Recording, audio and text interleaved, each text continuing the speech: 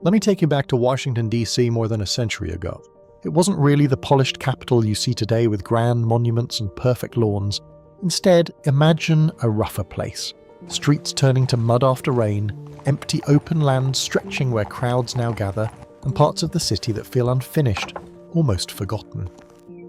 It is hard to believe this is meant to be the heart of a powerful nation, but how the city transformed within 30 years is just amazing. So let's travel back in time and step into Washington as it once was. To understand how significant the transformation was is worth spending a moment with exactly what Washington looked like when the century opened.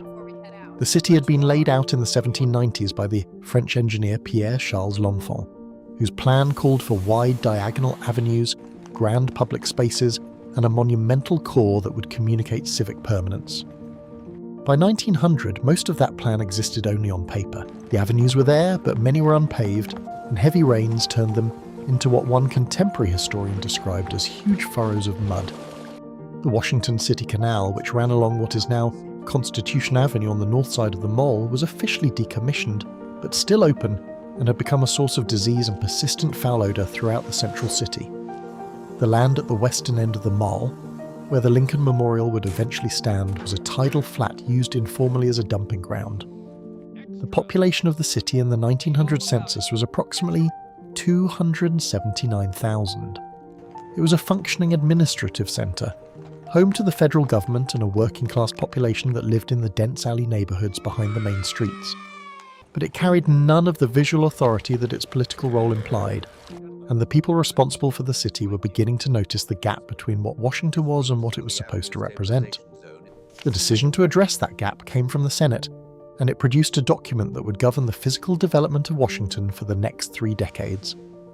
In 1901, Senator James McMillan of Michigan brought together a small but remarkable team of planners and architects to rethink how the capital should grow. Among them was Daniel Burnham, famous for designing the great 1893 Chicago World's Fair. Frederick Law Olmsted Jr. joined as well, carrying forward the legacy of his father, the designer of Central Park. Before proposing anything, they travelled across Europe. They studied the grand planning of cities like Rome, Paris, Vienna, and London. Wide avenues, open public spaces, and carefully placed monuments gave those cities a sense of order and power. The planners wanted Washington to feel the same. When their proposal appeared in 1902, it became known as the McMillan Plan. It imagined a capital that looked organised, monumental, and intentional. The cluttered gardens on the National Mall would disappear, replaced by a long, open green space stretching from the Capitol toward the Washington Monument. Railroads cutting across the Mall would be removed, and future federal buildings would follow a unified classical style. It was more than a proposal, it became a roadmap that would quietly reshape Washington for decades. With the McMillan Plan in place, the first major construction project under its framework got underway almost immediately, and its scale set the tone for everything that followed. Union Station, built between 1903 and 1908 on a site just north of the Capitol, was designed by Daniel Burnham himself and constructed from white Vermont granite throughout. The building's main facade featured 3 triumphal arches modelled on the Arch of Constantine in Rome. The interior waiting room, one of the largest interior spaces in the United States at the time of its opening, was modelled on the Baths of Diocletian and covered an area of approximately 96,000 square feet. The station was the first monumental building completed under the McMillan Commission framework, and its opening in 1907 established a clear visual standard. Federal Washington would no longer build in brick and wood. It would be built in stone at scale, in the classical tradition. The removal of the old Baltimore and Potomac Railroad terminal from the Mall, which was a condition of the Union Station project, also cleared the way for the Mall itself to be developed as an open public space. By the time the station opened, the transformation of central Washington from a cluttered, functional transit zone into a planned monumental landscape had a physical starting point it could build from. With the railroad infrastructure cleared and the McMillan Plan guiding new construction, the years between 1910 and 1914 saw the Mall begin to take on the form that is now familiar. The Victorian-era gardens that had occupied the centre of the Mall since the 1850s, designed by landscape architect Andrew Jackson Downing in an informal English Romantic style, were progressively removed and replaced with the simple grass panels the McMillan Plan had specified. The effect of this change was significant. the mall opened up visually, and for the first time the Capitol at one end and the Washington Monument at the other were in a clear line of sight across an unobstructed green expanse. The grading and planting work was gradual, carried out in sections over several years, but by the early 1910s, the basic framework of the modern mall was in place on the ground. During this same period, the land reclamation work at the western end of the mall was advancing. Dredging and fill operations extended the usable land beyond the Washington Monument further toward the Potomac, creating the site where the Lincoln Memorial would eventually be built. The decision to place a major memorial on reclaimed land was itself a statement about the ambition of what Washington was becoming. The construction of the Lincoln Memorial is the project that most clearly marks the transition from the planning phase of Washington's transformation to its monumental completion, and it is worth following in some detail. Congress authorized the Lincoln Memorial in 1910, selected the site at the western end of the mall in 1911, and chose the design by architect Henry Bacon in 1912. Construction began in 1914 and continued for 8 years. The structure Bacon designed was explicitly modelled on the Parthenon in Athens, a rectangular temple form surrounded by a colonnade of 36 Doric columns, one for each state in the Union at the time of Lincoln's death. The exterior was built from Colorado Yule marble, a pure white stone quarried specifically for the project.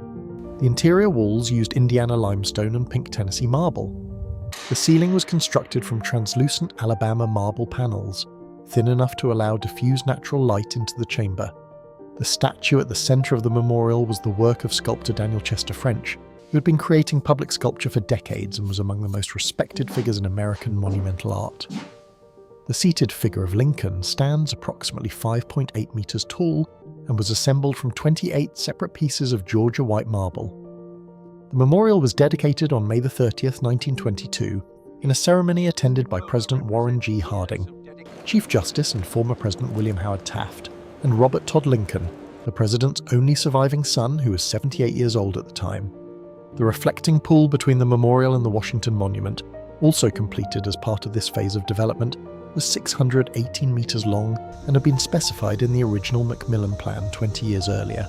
With the Lincoln Memorial complete and the reflecting pool in place, the years following 1922 focused on building out the supporting fabric of the monumental core and addressing the city's infrastructure on a larger scale. By the mid-1920s, another piece of Washington's long-planned transformation began taking shape. In 1925, the Arlington Memorial Bridge was approved to link the Lincoln Memorial with Arlington National Cemetery across the Potomac.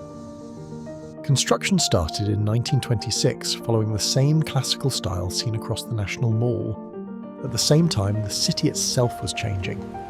Old alley housing near the White House and Capitol was gradually being cleared. New embassies began rising along Massachusetts Avenue, forming what would become the Diplomatic Quarter. Even Constitution Avenue had transformed, replacing the old Washington City Canal that once ran like an open sewer through the Capitol. The final major project of the period covered by this account was also its most ambitious in terms of sheer scale, and it was still under construction when the decade ended.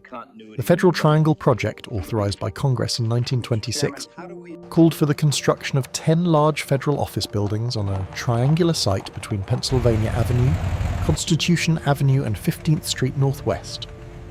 The site had previously been occupied by a dense neighborhood of markets, saloons and cheap lodging houses known informally as Murder Bay, which had survived from the Civil War era.